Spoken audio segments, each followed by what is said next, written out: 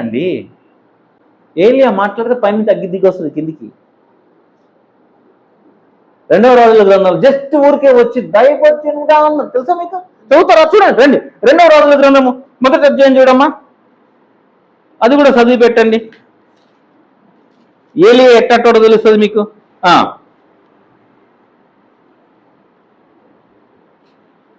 5వ వచనం, అంతేనా?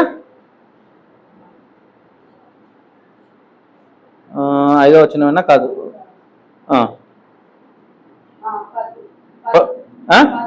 10.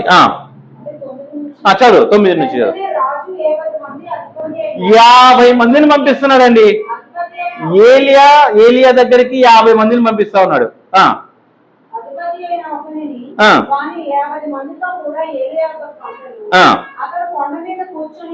ఎవరు? ఏలియా కొండ పైన కూర్చున్నాడు.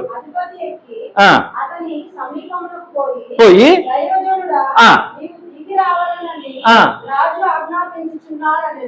అమ్మ ఏమన్నా తప్పుందమ్మా, ఏమన్నా అన్నాడా? ఏమన్నా ఒక్క బూత్ మాట మాట్లాడినాడా? ఈ బూత్ ఏమన్నా మాట్లాడినాడా? తప్పుడు ఏమన్నా మాట్లాడినాడా? మీకేమన్నా అనిపిస్తుందేమో చెప్పండి నాకు. ఏమన్నాడు? దైవజనుడా కిందికి రావాలనని రాజు ఆజ్ఞాపిస్తున్నాడు. నాదేముందయ్యా, రాజు రమ్మని పిలుస్తున్నాడు, దైవజనుడా. ఇంత బాగా అయ్యగారు అంటే తర్వాత అందుకు ఏలియా అన్నీ అయ్యగారు అంటాను, నేను దైవజనుని అయితే ఏసునామములో రా అగ్ని. ఏలియా ఎట్టటోడో చూపిస్తున్నాను నేను మీకు.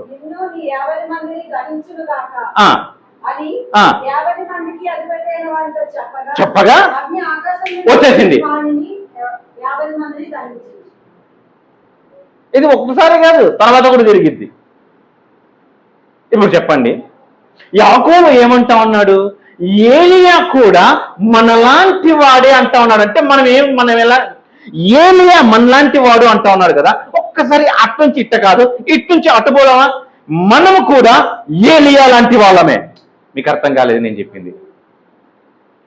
మీకు అర్థమైతే లేచి నుంచే చప్పట్లు కొట్టాలా? యాకోబు ఏమంటా ఉన్నాడంటే ఏలియా కూడా మనలాంటోడే అని చెప్పి ఏలియాని మన స్థాయికి తెస్తా ఉన్నాడు. నేనేమంటా ఉన్నానంటే నిన్ను ఏలియా స్థాయికి తీసుకెళ్దాం అనుకుంటా ఉన్నా. మనము కూడా ఏలియా రెండొకటే కదండి. ఏలియా మనలాంటోడేనా, మనం ఏలియా లాంటోడా? అంటే ఇప్పుడు ఏలియా ప్రార్థన చేస్తే ఆకాశము నుండి, ప్రార్థన కూడా కాదు అది, నన్ను దైవజనుడు అంటావా నువ్వు? అంతేనా? ఏలియా అక్కడ ఎంత కోపిష్టి చూసారా? అయ్యగారికి చిన్న కోపం వచ్చింది అనుకోండి, ఎప్పుడన్నా పాస్టర్ గారికి కోపం ఎక్కువ, పాస్టర్ గారికి కూడా కోపం వస్తుందా? పాస్టర్ అంటే ఎట్లుండాలా? ఎట్లుండాలా?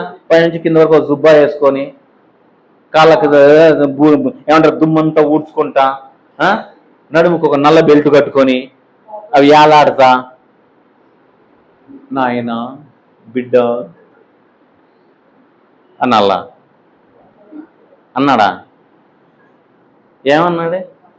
అయ్యగారు రాజు పిలుస్తున్నారండి, కొంచెం పైన ఎక్కి కూర్చున్నావు, కోతి కూర్చున్నట్టు కొండ పైన. రాజుకే లేదు ఇంత దర్జా, ఇంత దర్పము, మీకుందయ్యా. మొట్టమొదటి వ్యక్తి విమానాలు లేని టైంలో విమానం తిరిగినట్టు తిరిగిండు, అవునా కదా? ఆ సేవకుడు భయపడిపోయి నేను ఇక్కడ ఉన్నాను అని పోయి రాజుకు చెప్పుకుంటే నిన్నే నమ్ముతాడు స్వామి, నువ్వు ఈడే ఉంటావు, మళ్ళీ నేను వచ్చి చూసాను నువ్వు ఈడుంటే వాడు ఆడే ఉంటావు, నువ్వు యెహోవా ఆత్మ నిన్ను కొనిపోతుంది అంటే గాల్లో జమ్మని వెళ్ళిపోతాడు.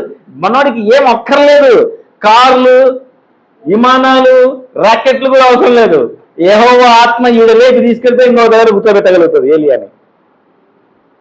నేను ఎందుకు ఇదంతా చెప్తున్నానో తెలుసా? ఏలియా లాంటి సామర్థ్యం నీకుంది అని చెప్తా ఉన్నా నేను. యాకోబు అంటా ఉన్నాడు, ఏలియా కూడా మనలాంటి స్వభావము కలిగిన మనిషి వర్షింపకుండునట్లు అతడు ఆసక్తితో ప్రార్థన చేయగా, ఆసక్తితో ప్రార్థన చేయగా 3.5 సంవత్సరముల వరకు భూమి మీద వర్షము వర్షింపలేదు. అతడు మరలా ప్రార్థన, ఆకాశము వర్షమిచ్చాను, భూమి తన ఫలం ఇచ్చాను. ఏలియా యాక్చువల్గా నేను అంతకుముందుకు నేను 2 సంవత్సరం క్రితం మాట్లాడాను. మీరున్నారో లేదో నాకు తెలియదు. ఏలియా రాజు దగ్గరికి వచ్చి ప్రార్థన ఏం చేయలేదు. రాజు దగ్గరికి దేవుడు వెళ్ళిపోయి చెప్పమంటే రాజు దగ్గరికి వచ్చేసేసి ఏలియా అన్నాడుదా 3.5 సంవత్సరాలు వర్షం పడదని అన్నాడు. చూస్తారా 18వ అధ్యాయంలోకి రండి మళ్ళీ ఒకసారి. మొదటి రాజుల గ్రంథం 18వ అధ్యాయం.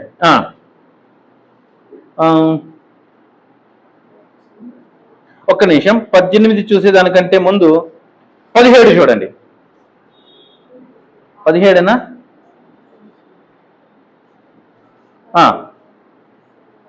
17వ అధ్యాయం మొదటి వచనం.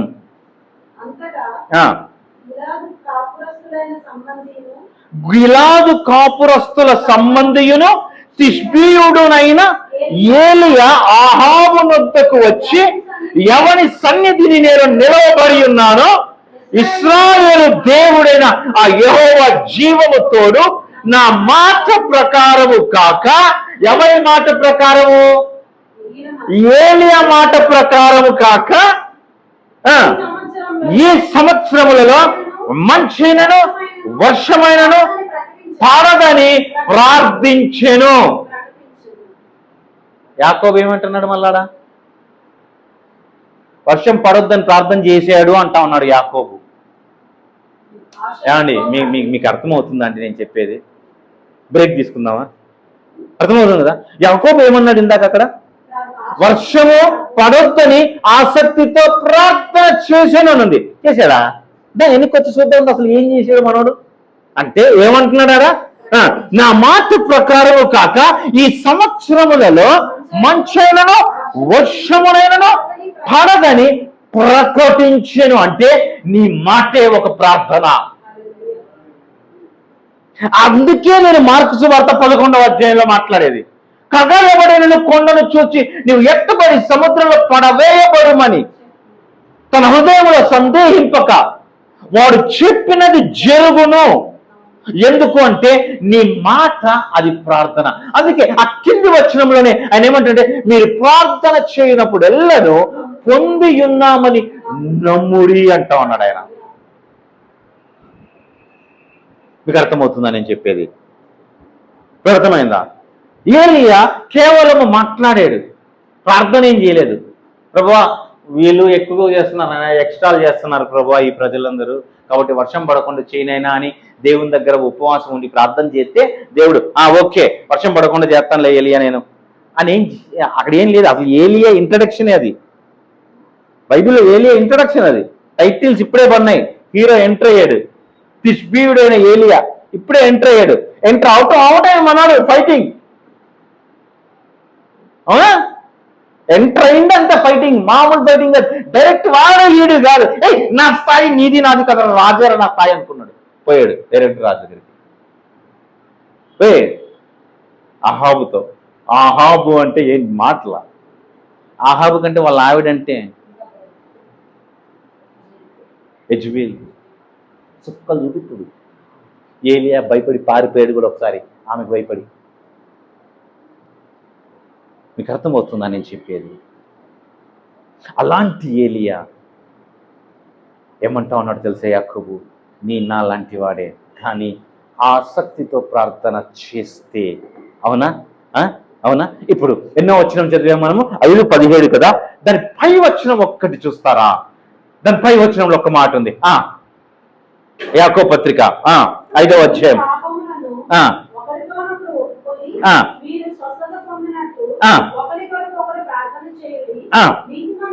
నీతిమంతుని విజ్ఞాపన మనఃపూర్వకమైనదే, బహుబలము కలిగినదే. ఆ మాట చెప్తూ ఏలియాని తీసుకొని వచ్చాడు. అవునా? నీతిమంతుని ప్రార్థన మనఃపూర్వకమైనదై బహుబలము కలదై ఉండు. అంటే నువ్వు నీతిమంతుడవి అన్న. నేనెప్పుడు నీతిమంతుని అన్నానంటే ఇంక నీ అంత పిచ్చోడు ఎర్రోడు గొల్లేడు. మీకు అర్థం కాలేదా? మీరు నీతిమంతులండి. నేనెట్ట నీతిమంతునన్నా అని అనుకుంటున్నావు నువ్వు? కొంచెం చెప్పు, నువ్వు ఎట్ట నీతిమంతుడు? ఎలా నీతిమంతుడు నువ్వు? ప్రభు అర్థం కాదా? ఆయనను బట్టి అంటే ఆయన ఇటుకలు బట్టా, పప్పులు బట్టా? కాదు.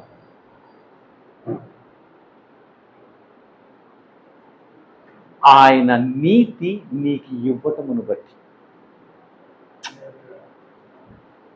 నీ క్రియల వలన నువ్వు నీతిమంతుడు కాదు. ఆయన నీకు నీతిని బహుమానంగా ఇచ్చాడు, ఉచితముగా. అవండి, ఉచితము అంటే చీప్గా చూడమాకండి. చాలా మందికి ఫ్రీ అంటే చీప్ అనుకుంటారు, అవునా? కానీ దానికోసం ఒకరు వెల చెల్లించి తింటారండి. అది మనకు ఫ్రీనే, అవునా? మనకు ఫ్రీనే, కానీ దానికి డబ్బులు కట్టింటారా? యేసయ్య దానికి డబ్బులు చెల్లించాడు. డబ్బులు అంటే సాతానుడు ఏమడిగాడు? నీ ప్రాణం ఇచ్చేయనన్నాడు. ఆయన ప్రాణమును ఇచ్చేసేసి ఆ నీతిని తీసి నీకిచ్చాడు. కొరింథీయులకు రాసిన పత్రిక 5వ అధ్యాయంలో, మనము దేవుని నీతి అగునట్లుగా పాపము ఎరుగని ఆయన పాపముగా చేయబడ్డాడు. కల్వరి శిలువలో ఆయన పాపముగా చేయబడి ఆయనలో ఉన్న నీతి మనకిట్లా ట్రాన్స్ఫర్ అయిపోయింది. మనలో ఉన్న పాపము ఆయన పైన పడింది. అది జరిగింది. ఇప్పుడు చెప్పు, నువ్వు నీతిమంతుడువా కాదా? కదా? ఎవరన్నా నువ్వు నీతిమంతుడు కాదంటే ఒప్పుకోమాక. సాతానుడు వచ్చి నిన్ను పదే అంటాడు, పొద్దున్న అదే ఏ రోజన్నా ఎవరికైనా ఇంత పెట్టావా, రూపాయి దానం చేసావా, నువ్వు నీతిమంతుడు ఎట్లయితే అంటాడు. అవును, సాతానుడు అంటాడు. వెంటనే నువ్వేమనుకుంటావు? నిజమే కదా, మనం తినే అన్నంత కాకినే తోలం అన్న డౌట్ మీకు వస్తుంది. అసలు అక్కడి నుండి మిమ్మల్ని తీసుకొని పోయి ఎక్కడికి పోతాడో తెలుసా? మీ పాపాలన్నీ గుర్తు చేస్తాడు మీకు. అప్పుడు మీకు మీ మీద మీకే అసహ్యం వేసేలాగా మీ పాపాలు చూపిస్తాడు. ఆ రోజు నువ్వు అది చేసేవు కదా, అది చేసేవు కదా అని ప్రతిదీ నీకు జ్ఞాపకం వస్తూ ఉంటుంది. దాంతోన నువ్వు నీతిమంతుడవు, నువ్వు పరిశుద్ధుడవు అన్న విషయం నువ్వు మర్చిపోయి ఆ నేరారోపణ భావంతో నువ్వు ఉండిపోతావు. అర్థమవుతుందా? కాబట్టి మనము ఆ కాన్షియస్లో మనం ఉండకూడదు. మనము దేవుని నీతి, మనము దేవుని పరిశుద్ధత అన్న కాన్షియస్లో ఉండి మనము ప్రార్థన చేస్తేనంటండి ఏలియాకు లాగా మనము చేయగలమంట. ఏలియాకు లాగా మనము గొప్ప కార్యాలు చేయగలమంట. ఏలియా ఎందుకు అంత గొప్ప కార్యాలు చేశాడు అని అంటే, ఏలియాలో ఉన్నది ఏంటంటే ఆ విశ్వాసం మాత్రమే. ఏం విశ్వాసమో తెలుసా? నేను చెప్తే పడదు వర్షం, అంతే. అంతేనమ్మా? అక్కడ రాజుతో వచ్చి మాట్లాడింది అంతేనా? ఏమన్నాడు? నా మాట ప్రకారం కాక మంచు కూడా పడ్డానికి ఇల్లేదని అన్నాడు. అంటే దాని అర్థం ఏంటో తెలుసా? ఏలియా తను ఏది మాట్లాడితే అది జరుగుతుంది అని ఏలియా నమ్మాడు. అమ్మా, మీకే చెప్తున్నా, నువ్వు ఏది మాట్లాడితే అది జరిగింది. ఉదాహరణ చూపిమంటావా? ఈ రోజున మీ పిల్లలు పనికి మాలినోళ్ళు అయ్యారనుకోండి, అయ్యారా అవలేదా? ఒప్పుకుంటే బాగా, ఒప్పుకోకపోతే బాగా. ఒకవేళ అయ్యి నింటే కారణం ఏంటో తెలుసా? మీరే అన్నారు కదా అప్పుడెప్పుడో చిన్నప్పుడు అనే ఉంటారు కదా. లేదా మీ పిల్లలు బాగుపడ్డారు అనుకోండి, కారణం కూడా మీరే. ఎందుకంటే మీ పిల్లల్ని మీరు దీవించారు కాబట్టి. అంటే మీరు ఏది మాట్లాడితే అది జరుగుతుంది అని ముందు మీరు నమ్మండి. అందుకే ఏలియా వచ్చి ప్రార్థన చేస్తా ఉన్నాడు. ఇప్పుడు ఈ కర్మేల్ మళ్ళీ వచ్చేద్దామా? అంతా ఇక్కడ వరకు అర్థమైంది కదా మీకు? ఓకేనా? ఇప్పుడు కర్మేల్ దగ్గరికి వచ్చేద్దామా? మళ్ళీ పాపం ఏలియా ఒక్కడే ఎదురు చూస్తా ఉన్నాడు ప్రార్థన చేయడానికి. మనమేమో ఈడికి వచ్చేసాం. మళ్ళీ వెళ్ళిపోయి ప్రార్థన విందాం, ఏలియా ప్రార్థన. ఓకేనా? వచ్చేయండి 18వ అధ్యాయం. ఎన్నో వచ్చినమ్మా? ఏలియా ప్రార్థన చేస్తున్నాడు.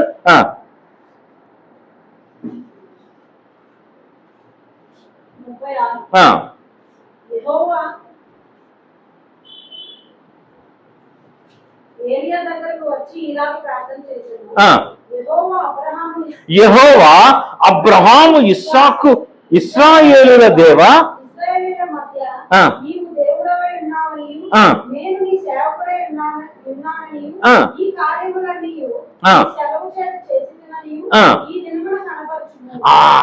ఇవన్నీ నేను నీ కోసమే చేస్తున్నా ప్రభువా. మనం ఏం చేసినా ప్రభు కోసమే చేయాలా. మనం ఏం చేసినా ప్రభు కోసమే చేయాలి. మన గొప్పతనం లేకుంటే ఇక్కడ ఏం తన దర్పాన్ని చూపించుకోవడానికి కాదు చేస్తుండేది. ఆ ప్రజలు కాసేపు అట్టు ఉంటున్నారు, కాసేపు ఇంటూ ఉంటున్నారు. వాళ్ళకు దేవుని శక్తి, దేవుని మహిమ ఏంటో వాళ్ళకి చూపిద్దాం అనుకుంటా ఉన్నాడు. చూడండి అమ్మా, నేను ఈ మాట దగ్గర కాసేపు ఆగి మీకు ఒక మాట చెప్తాను. చూడండి, చాలాసార్లు మనము దేవుని గురించి అందరికీ చెప్పేద్దామని చెప్పి రెడీ అయిపోతా ఉంటాం, అవునా? లేకుంటే మన దేవుని ఎవరన్నా ఏమన్నా అన్నా కానీ సరే మనకు రోషం పుట్టుకొచ్చేస్తుంది. పుట్టుకొచ్చి మనం ఏం చేస్తాము, వెళ్ళిపోయినంతనా వాదనకు దిగుతాం. రా, నా దేవుడు గొప్పోడంటే, నీ దేవుడు గొప్పోడంటే అది ఇది డామ్ డోమ్ డుస్, అవునా? నీ గ్రంథాల్లో నీ దేవుడి గురించి ఏమనుందిరా, నా గ్రంథాల్లో ఏమనుందిరా, రారా అద్దురా ఇద్దురా రారా చూడాలి బూతులే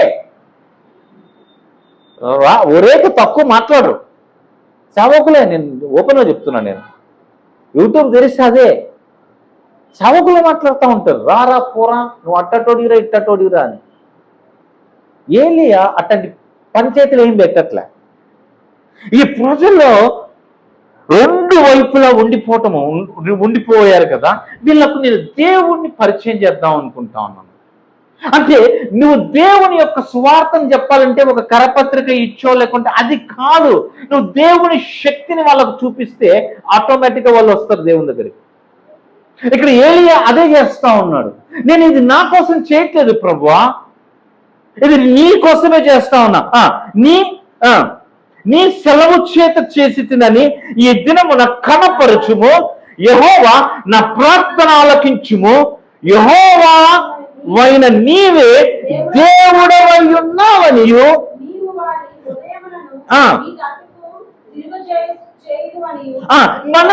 మనమేదో వీళ్ళని దేవుళ్ళకి తీసుకొని వచ్చేయాలా, దేవుళ్ళకి మార్చేసేయాలా, మతం మార్చేయాలా, మతంలోకి దింపేయాలా, అవునా? మతం మార్చినారు, మతంలోకి దిగినారు అంటా ఉంటారు, అవునా? మతం పుచ్చుకున్నారు, ఇవే కదా అనేది మనల్ని. బయట మతం పుచ్చుకున్నావా అంటాడు ఒకడొచ్చి, మతంలోకి దిగావా అంటాడు ఇంకొకడు వచ్చి, అవునా? కానీ ఏలియా ఏమంటా ఉన్నాడు, ఏమంటున్నాడు, అసలు నువ్వే నిజమైన దేవుడవని, తర్వాత ఈ జనులకు తెలియనట్లుగా నా ప్రార్థన, నీవు వారి హృదయములను నీ తట్టు ఆయన తిప్పుకుంటాడండి. మనం వెళ్ళిపోయి తిప్పాల్సిన అవసరం లేదు. మనం వెళ్ళిపోయి వాళ్ళని ఏమంటారంటే బ్రెయిన్ వాష్ చేసేసేసి, ఇంకా మన పల్లెటూరు మాటల్లో చెప్పాలంటే మందు పెట్టి, ఏం మందు పెట్టినావురా మా ఓడు నేనగలేదు, మీ చర్చికే వస్తానంటున్నాడు. ఏం మందు పెట్టినారు? మందులు ఏం పెట్టం, ఇక్కడ మందులు ఏం దొరకవు, ఇక్కడ మందులు దొరకవు. దేవుడు తిప్పుకుంటాడు ప్రజల హృదయాల్ని. మరి నువ్వేం చేస్తావో తెలుసా, ఆయన శక్తిని చూపించా ప్రజలకి అని ప్రార్థన చేయుచుండగా నా ప్రార్థన అంగీకరించుము. అతడు ఈలాగున ప్రార్థన చేయుచుండగా యెహోవా అగ్ని దిగి దహన బలి పశువులు, కట్టెలను, రాళ్లను. ఇక చెప్పండి, అంత జరిగిన తర్వాత ఇంకా ఎవ్వడన్నా సరే దేవుడు లేడంటాడా? నువ్వు వెళ్ళిపోయి ఆడుతూనే పోయి కబుర్లు ఎట్టి నీ బుక్కులు అట్టుంది, నీ బుక్కులో మీ దేవుడు ఆ తప్పు చేయలేదా, ఈ తప్పు చేయలేదా, ఇది చేయలేదా అంటే వాడు కూడా మన బైబిల్ లేకపోతే అది లేదా, ఇదే అయిపోయింది మనకు పంచాయతీ. అభ్యసేని ఇంకా ఆ చావ సచ్చిన ఏమంటారు శక్తి లేని సువార్త ప్రకటనలు అభే. రోడ్లో నిలబడుకొని నేను కరపత్రికలు అందించిన రోజులు ఉన్నాయి. డిసెంట్ రోడ్లో, విజయవాడ సందుల్లో ఇన్ని కరపత్రికలు కొట్టించుకొని తీసుకెళ్ళిపోయి అనా యేసుప్రభుని నమ్ముకున్నా, తెలియక అనా యేసుప్రభుని నమ్ముకున్నా పరలోకానికి పోతాం, యేసుప్రభుని నమ్ముకున్నా పరలోకానికి పోతాం. పోళంగిచ్చు గొప్ప దైవజనుడు, విన్నారా పేరు ఎప్పుడైనా? పోళంగిచ్చు ప్రపంచంలోనే అతిపెద్ద సంఘం అయిందే కొరియాలో. ఇలాగే వెళ్ళిపోయి కరపత్రికలు తీసుకొని, అమ్మ యేసుప్రభుని నమ్ముకోమ్మా, సేవకు వచ్చి యేసుప్రభుని నమ్ముకోమ్మా, యేసుప్రభుని నమ్ముకోమ్మా అని చెప్పి సువార్త చెప్తా ఉంటే, ఆ కరపత్రికని ఇచ్చి వెళ్తా ఉంటే ఒక ఆవిడ లేచి పాలంగిచ్చు షర్టు పట్టుకొని లాగిందంట. లాగి, యేసుప్రభుని నమ్ముకుంటే పరలోకానికి పోతామా, ఇక్కడున్న ఈ నరకం నుండి ఎవరు తప్పిస్తాడు అని. నేను చచ్చిన తర్వాత పోయే నరకం కంటే ఆ నరకం ఎట్టుంటుందో నాకు తెలియదు. నేను చచ్చిపోయిన తర్వాత ఆ నరకం ఎలా ఉంటుందో నాకు తెలియదు, కానీ నేను ఇక్కడ అనుభవిస్తున్నా ఈ నరకం కంటే పెద్దదా నరకము అనిందండి. భర్త రోజు తాగొచ్చి చిత్తక బాధేవాడంట. పిల్లలు అన్నం పెట్టడానికి కూడా డబ్బులు లేవు. తను పని చేసుకొని వచ్చి ఆ డబ్బులు భర్తకి ఇస్తే ఆడెళ్ళిపోయి ఫుల్ తాగేసి వస్తాడు. చిత్ర హింసలు పెడుతున్నాడంట ఆవిడి.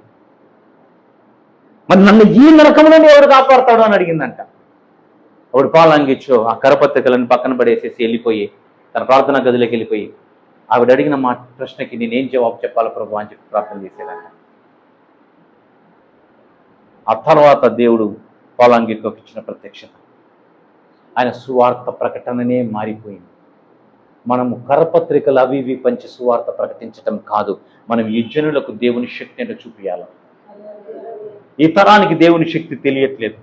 మనం అనుకుంటాం అది ఏలియా కాలం కదండి, అప్పట్లో అయితే జరిగాయండి, ఇప్పట్లో జరుగుతాయి అంటారా అంటే, అందుకే యాకోబు ఏమంటున్నాం అంటే మనము కూడా ఏలియా లాంటి వాళ్ళమే. ఏలియా మన లాంటి వాడైతే మనం ఏలియా లాంటి వాళ్ళమే కాదా? మనం కూడా ప్రార్థన చేస్తే అగ్ని దిగిరాదా? మళ్ళొకసారి అతడు ఇలాగున ప్రార్థన చేయుచుండగా ఇంకా ప్రార్థన కూడా అయిపోలేదండి. అంటే ఇంకా మాట్లాడడం కూడా అయిపోలేదు దేవునితో. అగ్ని దిగి దహన బలి పశువును, కట్టెలను, రాళ్లను, బుగ్గిని దహించి కందకమందున్న నీళ్లను ఆహరించి. హల్లెలూయా. మీకు అర్థమవుతుందని చెప్పేది. నీ ప్రార్థనలు అంత శక్తివంతమైనవి, నీకే తెలియట్లేదు. ఏలియా ఆ రోజున నిలబడి ఇంత గొప్ప కార్యం చేసి ఆ తర్వాత ఏం చేశాడు తెలుసా? చదువు ఒకసారి ఇది చదివేసేసి ముగిచ్చేద్దాం. అంతటి జనులందరూ దాన్ని చూచి సాగిలపడి యెహోవాయే దేవుడు, యెహోవాయే దేవుడు అని వాళ్ళంతా వాళ్ళు ఒప్పుకుంటారు. మన ఏంటి ఎక్కర్లేదు, నువ్వు బాధపడిపో. అమ్మా యేసయ్య నామానికి ఎంత అవమానం జరుగుతా ఉందో, నీకెందుకు? ఆయనకు లేని నొప్పి. తెగ ఫీల్ అయిపోతా ఉన్నావు. తెగ ఫీల్ అయిపోతే అది కాదు, దా చూపి పైనుండి అగ్గి దిగొచ్చే కార్యాలు. నీకు అంత ప్రేమ ఉంటే యేసయ్య మీద. ప్రజలందరూ ఏమంటారు? యెహోవాయే దేవుడు, యెహోవాయే. అందరి దగ్గరికి వెళ్ళిపోయి కరిపత్రికలు ఇచ్చి అమ్మా యేసయ్య నమ్ముతున్నా, యెహోవాయే దేవుడమ్మా, యెహోవాయే దేవుడమ్మా అని చెప్పి ఏలియా ఏమక్కడ సువార్త ప్రకటనలు చేయలే. తీసుకురాదా వాళ్ళందరినీ 850 మంది ప్రవక్తలు తీసుకురా అంటే అక్కడనే నిలబడుకున్నాడు. అది విశ్వాసం అంటే. అవిశ్వాసం, ఆ విశ్వాసమును బట్టి పై నుండి అగ్నిని దింపేసాడు కింద. తర్వాత ఏం చేశారు? యెహోవా దేవుడు, యెహోవా దేవుడు కేక. అప్పుడు ఏలియా ఒక్కరినైనా తప్పించుకొని పోనీయక బయలు ప్రవక్తలను పట్టుకొనుడని వారికి సెలవీయగా జనులు వారిని పట్టుకొని ఏలియా కీషోను వాగు దగ్గరకు వారిని కొనిపోయి అక్కడ వారిని ఏం చేశాడా? ఆ మాట కాదు, బైబిల్లో ఉన్న మాట కదా, పల్లె ఉంది కదా. ఏం చేశాడు? ఎంతమందిని? 850 మందిని ఒక్కడు నిలబడి చెయ్యి నొప్పెత్తుంటది. సంపటం వేరే, సంపటం అంటే ఇట పొడసటము, అవునా? వధించటం అంటే ఏంటి? తల్లకాయ ఇది కట్ చేయాల వీడియోలో. మరి వైలెన్స్ ఎక్కువైపోతుంది కదా నా దగ్గర. మరి ఇంత క్రూరంగా ఉన్నా కదా, నేను సంపెత్త ఆనందపడతాను నేను.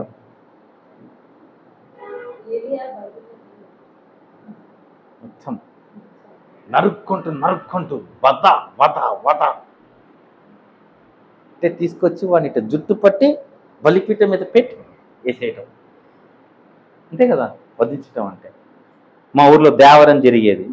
దున్నపోతును బలిస్తారు. ఒక్కటే ఏటుకు దాని తల తెగిపడాల, దేవరాన్ అంటారు. మా ఊర్లో జరిగింది. 30 ఏళ్ళు ఆగిపోయింది నిన్నది. లాస్ట్ ఇయర్ ముందు సంవత్సరమో చేశారు మళ్ళీ 30 ఏళ్ళ తర్వాత మా ఊర్లో. దున్నపోతు తల నరుకుతారు. తెలుసా మీకు? మీ ఊళ్ళో అట్లాంటివి జరుగుతాయి? అప్పట్లో బాగా చేసేవాళ్ళు. దేవరాని మా ఊర్లో జరిగింది. ఏలియా దేవరే చేసేది. వధించను ఏలియా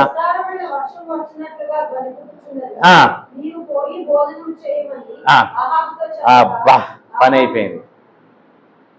ఇకపో వర్షం వస్తుంది. వర్షం రావద్దని చెప్పింది నేనే, వర్షం పడుతుందని చెప్పేది కూడా నేనే. నువ్వు పోయి ఇంకా భోజనం చేయపో. విశ్వాసమును బట్టి. అవునా? ఇప్పుడు వచ్చేద్దామా మళ్ళీ హెబ్రీయులకు రాసిన పత్రిక 11వ అధ్యాయంలోనికి.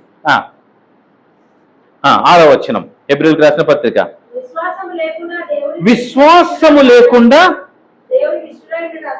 అసాధ్యము. దేవుని యొద్దకు వచ్చువాడు ఆయన ఉన్నాడని తన్ను వెతకు వారికి ఫలము దయచేయువాడని నమ్మవలెను కదా. ఆయన దగ్గరికి వస్తే నాకు జవాబు వస్తుందని నువ్వు నమ్మాలా, నమ్మవలెను కదా. విశ్వాసమును బట్టి నోబహు అది వరకు చూడని సంగతులను గూర్చి దేవుని చేత హెచ్చరింపబడి భయభక్తులు గలవాడే తన ఇంటి వారి రక్షణ కొరకు ఒక ఓడను సిద్ధము చేసుకొనెను.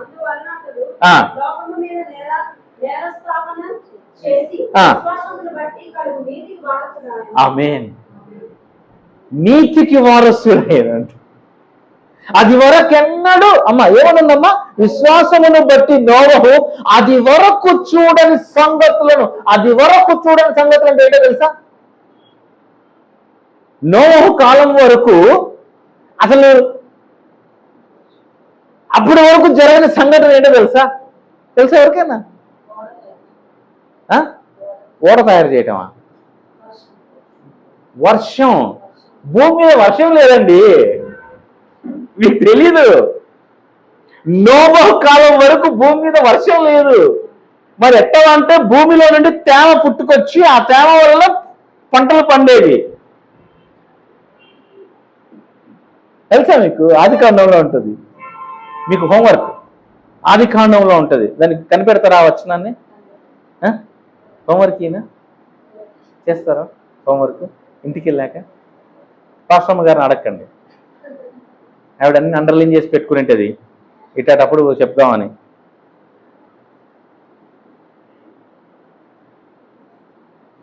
చెప్పా ఏంటో. భూమి చెమ్మను పుట్టించేది, ఆ చెమ్మ వల్ల పంటలు పండేవి. వర్షం అంటే ఏంటో తెలియదు. అందుకే నోహు ఓడను కడతా ఉంటే ఏంట్రా అని అడిగారు ఊర్లో వాళ్ళందరూ. వర్షం వస్తుంది రా అని అన్నాడు. వర్షం అంటే ఏంటి? వర్షం అంటే ఏంటో తెలీదు. అంటే అది కూడా ఒక అసాధ్యమైన కార్యమే. దేవుడు అన్నాడు, నేను 40 రోజులు 40 రాత్రులు వర్షం కురిపిస్తాను నోవహు, నువ్వు పడవను తయారు చేయాలని అంటే నోవహు ఏం మాట్లాడుకొని రెడీ అయిపోయాడు పడవను తయారు చేయడానికి. వెళ్ళిపోయి పడవను తయారు చేస్తా ఉన్నాడు. మరి పడవను నడపడానికి తెడ్లు మా ఆవిడతో వస్తూ అదే మాట్లాడుకుంటా వచ్చా. మరి పడవను నడపడానికి తెడ్లు ఏమైనా తయారు చేయమన్నాడు దేవుడు? లేదే. కొన్ని స్టీరింగ్ ఏమైనా పెట్టినాడు లోపల? లేదే. స్టీరింగ్ పెట్టమనిలే, తెడ్లు ఏమనిలే, తెరచాపలు ఏమైనా కట్టమన్నాడా? అవి కట్టమనిలే. పెద్ద ఓడ కట్టు అన్నాడు.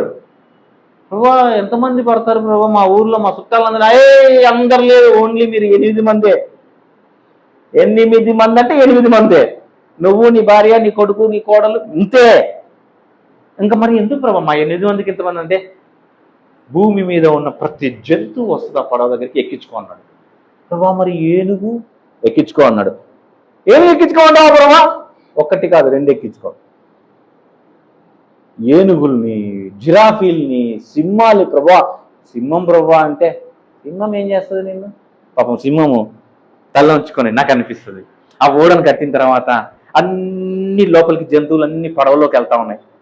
ఇంకా వర్షం పడలే, అన్ని లోపలికి వెళ్తా ఉంటే నోహ డోర్ దగ్గర నించొని ఉంటే అన్ని పోతా ఉంటే చూస్తా ఉంటే సింహము రాగానే ఏంటి పరిస్థితి? నోహది ఏంటి పరిస్థితి? ఆ నోవహును చూసి సింహం తలంచుకొని లోపలికి వెళ్ళిపోయిందేమో. ఆ ఏనుగులు నోవహును చూసి అవునా తలంచుకొని లోపలికి వెళ్ళిపోయినాయి. అన్నీ వెళ్ళిపోయిన తర్వాత నువ్వు లోపలికి పో అన్నాడు దేవుడు. నోవహు కూడా లోపలికి వెళ్ళిపోయాడు. అక్కడ ఏమని రాయబడింది తెలుసా? పడవ తలుపులు దేవుడు మూసాడంట. ఆ పడవ తలుపులు దేవుడు మూసాడు, వాళ్ళని లోపల కప్పేసాడు దేవుడు. ఇక పడవను సురక్షితం పడవలో లోపల పెట్టేసి ఆ తర్వాత వర్షం పడింది. ఆ పడవ ఎటు పోతుందో కూడా సంబంధం లేదు నోవహుకి. నమ్మి పడవను తయారు చేసాడు. ఎంతమంది ఎన్ని మాటలు వింటారో కదా. పిచ్చోవారా నువ్వేమన్నా, ఏం చేస్తున్నావు నువ్వు? ఎప్పటి పాట చేసుకుని 4 రూపాయలు వస్తాయి కదా. ఎవడో దేవుడు చెప్పాడంట ఏందో తయారు చేస్తా ఉన్నావు నువ్వు. వర్షం అంటావు, నీళ్ళు అంటావు, యా నుంచి వస్తాయి నీళ్లు? వర్షం ఎక్కడి నుంచి వస్తాయి? అసలు ఇప్పటి వరకు మనకు తెలియదే వర్షం అంటే ఏంటో. మన ఇళ్ళలో ఎవరికి అసలు తెలియకుండా నువ్వు చేస్తున్నావు ఏంటి నువ్వు? ఇప్పుడు వరకు ఎక్కడైనా ఉందా? ఇక్కడ మనం చూసామా? అట్టాటిగా దేవుడు చేస్తాడు. ఎవడు చూడనిది, ఎవడు విననిది, ఎవడు కననిది నువ్వు చేసి చూపిస్తావు వాళ్ళకు. ఆమేన్ ఆమేన్. చేసి చదవమ్మా. విశ్వాసమును బట్టి కలుగు నీతికి వారసుడు ఆయను. అబ్రహాము పిలువబడినప్పుడు విశ్వాసమును బట్టి ఆ పిలుపునకు లోబడి తాను స్వాస్థ్యముగా పొందనై ఉన్న మరి ఎక్కడికి వెళ్ళవలెనో అది ఎరుగక బయలుదేరాడు. అబ్రహాం అంటే ఎక్కడికి ప్రభు అని కూడా అడగలేదంట. ఎక్కడికి వెళ్ళవలెనో తెలియక వెళ్ళవలెనో అది ఎరుగక బయలు వెళ్ళాను. అబ్రహాముకు తెలియదు ఎక్కడికి పోతా అన్నాడు, కానీ దేవుడు రమ్మన్నాడు. విశ్వాసమును బట్టి అబ్రహాం బయలుదేరిపోయాడట. బయలు వెళ్ళను. విశ్వాసమును బట్టి అతడును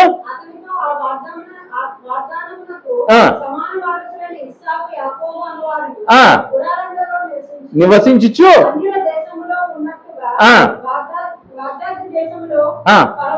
పరవాసులైరి.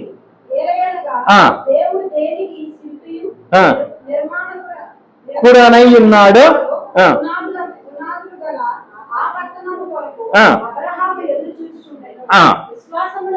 విశ్వాసమును బట్టి నమ్మదగిన వాడే ఎంచుకొనెను కనుక తాను వయస్సు గతించినైనను శక్తి. ఎంత వయసులో అమ్మా? 90 ఏళ్ళ వయస్సులో శారమ్మ గర్భమును ధరించిందంట. గర్భమును ధరించి శక్తి పొందెను. అందుచేత మృతతుల్యుడైన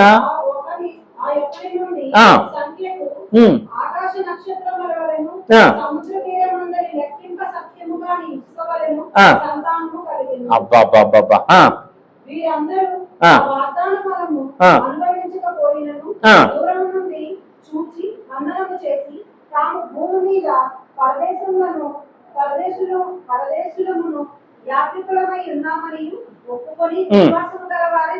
విశ్వాసము గలవారై మృతి నొందిరి.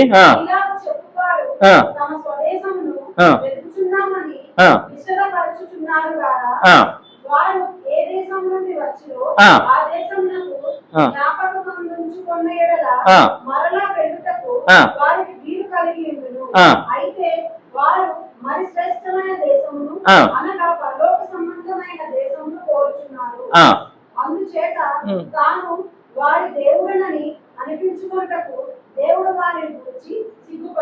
ఏలయనగా ఆయన వారి కొరకు ఒక పట్టణము సిద్ధపరిచి ఉన్నాడు. అబ్రహాము శోధించబడి విశ్వాసమును బట్టి ఇస్సాకును బలిగా అర్పించు.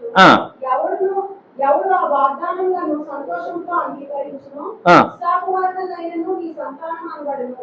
అయితే ఎవరితో చెప్పబడును, ఆ అబ్రహామును మృతులను సహితము లేపుటకు దేవుడు శక్తిమంతుడై ఎంచిన వాడై తన ఏక కుమారుని అర్పించి ఉపమాన రూపముగా అతనిని మృతుల నుండి మరలా పొందెను. విశ్వాసమును బట్టి ఇస్సాకు జరగబో సంగతుల విషయమై యాకోబును ఏశావును ఆశీర్వదించెను. విశ్వాసమును బట్టి యాకోబు అవసాన కాలమందు యోసేపు కుమారులలో ఒక్కొక్కని ఆశీర్వదించి మొదలు మీద ఆనుకొని దేవునికి నమస్కారము చేసెను. అవసాన కాలము సమీపించినప్పుడు విశ్వాసమును బట్టి ఇశ్రాయేలు కుమారుల నిర్గమనమును గూర్చి ప్రశంసించి తన సైన్యములను గూర్చి వారికి ఆజ్ఞాపించెను. అంటే ఏంటి అర్థము? నేను చచ్చిపోయిన తర్వాత నా అస్థికల్ని అంటే నా అస్థి పంజరమును ఈ ఐగుప్తు దేశంలో పాతి పెట్టొద్దండి, ఖచ్చితంగా దేవుడు మిమ్మల్ని దర్శిస్తాడు. దర్శించినప్పుడు నన్ను తీసుకొని పోయి ఆ వాగ్దాన దేశంలో కనాను దేశంలో పాతి పెట్టండి అని యోసేపు చెప్పాడు. ఆ తర్వాత యోసేపు చనిపోయిన తర్వాత 430 సంవత్సరాల తర్వాత దేవుడు ఇశ్రాయేలు దర్శించిన తర్వాత యోసేపు అస్థి పంజరాలను తీసుకొని కనాను దేశానికి వెళ్ళారు. ఒకసారి నేను చూపించాను అనుకుంటా.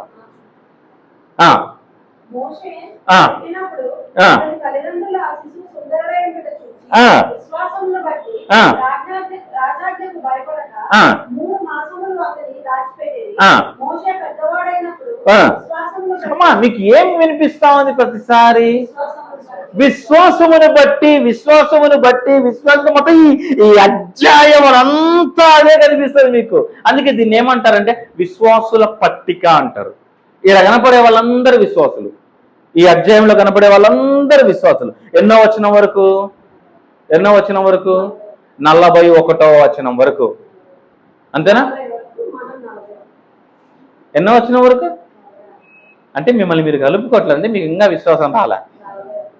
నేను కలుపుకొని 41 అని చెప్తున్నా, మీరు కలుపుకొని చెప్పాలా 41 అని, అంతే కదా? విశ్వాసమును బట్టి అబ్రహాము, విశ్వాసమును బట్టి ఇస్సాకు, విశ్వాసమును బట్టి మోషే, విశ్వాసం బట్టి దావీదు, విశ్వాసం బట్టి దానియేలు, విశ్వాసమును బట్టి ప్రవీణు. కింద రాసు, నా పాత బైబిల్లో ఉంటుంది విశ్వాసమును బట్టి అని మన చర్చి పేరు రాసి నా పాత బైబిల్లో రాసుకున్నాను. నేను నా గురించి కూడా చదువుకోవాలి కదా. రాసుకుంటారా? నీ బైబిల్లో కూడా రాసుకోవాలంటే ముందు దమ్ము ఉండాలా, రాయాలంటే దమ్ము ఉండాలి, ఊరికే రాయటం కాదు. నిజంగా విశ్వాసమును బట్టి నువ్వు, అవునా, విశ్వాసమును బట్టి నువ్వు ఏమేమైతే చేయబోదాం వాటన్నిటిని నువ్వు చేయాలి.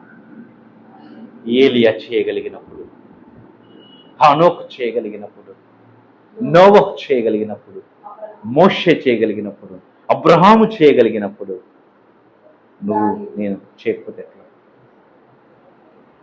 మీకు అర్థమవుతుందా? అది మీకు అసాధ్యమే, అసంభవమే. కానీ నేను దాన్ని ఏమంటున్నాను తెలుసా? నీ విశ్వాసమును నువ్వు రోజుకు కొంచెం పెంచుకుంటూ పో. అవునా? రోజుకు కొంచెం పెంచుకుంటూ పో. ఒక రోజున నువ్వు వెనక్కి తిరిగి వచ్చి చూస్తే పెద్ద విశ్వాసంగా కనపడతాడు. ఆ విశ్వాసము కొండలను పెకిలించగలిగిన విశ్వాసం, సముద్రములను పాయలు చేయగలిగిన విశ్వాసం, అంత సామర్థ్యము మానవునిలో దేవుడు పెట్టేది దేని ద్వారా తెలుసా? విశ్వాసము. డబ్బులు లేవా నీ దగ్గర? డబ్బులు కాదు నువ్వు చూడాల్సింది, విశ్వాసం ఉందా లేదా చూడు. డబ్బులు లేకపోతే నువ్వు బాధపడమాక, ఈరోజు ఉంటే రేపు పోతే ఎల్లుండి వస్తాయి. విశ్వాసం పోకుండా చూసుకో. అందుకే పౌలు ఏమంటాడో తెలుసా? నా విశ్వాసమును కాపాడుకుంటుంది. నీ విశ్వాసమును కాపాడుకో. అది ఇంతదే అయిన ఉండొచ్చు. నేను మీకు ఇప్పుడు పోయేటప్పుడు ఇంత కొంచెం ఇచ్చి పంపిస్తున్నానేమో విశ్వాసాన్ని. దాన్ని ఇంటికి పోయిన తర్వాత దాన్ని పెంచుకో, కొంచెం పెంచుకో. ఎట్లా పెంచుతావు తెలుసా? ఇంటికి పోయిన వెంటనే ఓ రాయితో మాట్లాడరా. మొన్న వింటా ఉన్నాను. అయిపోయింది, బైబిల్ మూసేసేయండి.